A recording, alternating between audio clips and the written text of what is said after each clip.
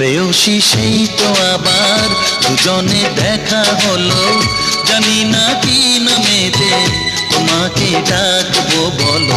ষোড়শী কাছে এসো, বলো না সাথে চলো, জানি না কি নামেতে তোমাকে ডাকবো বলো।